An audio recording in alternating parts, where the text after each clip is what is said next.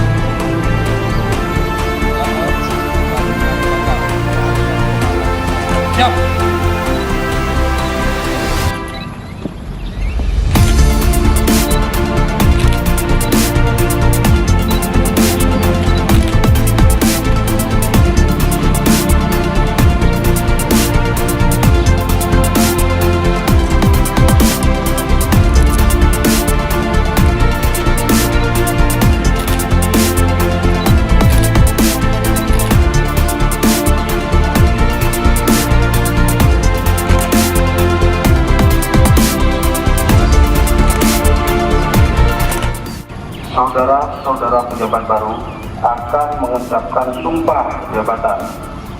Perlu saya ingatkan bahwa sumpah yang akan saudara ucapkan disaksikan oleh yang hadir di lapangan upacara dan oleh Tuhan Yang Maha Kuasa.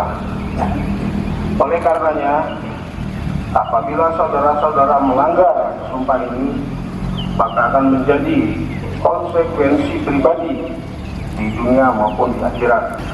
Bersediakah saudara-saudara mengucapkan sumpah menurut agama masing-masing?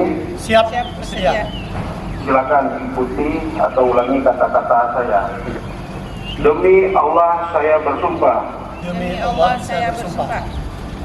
Penandatanganan berita acara serah terima jabatan, berita acara pengambilan sumpah dan fakta integritas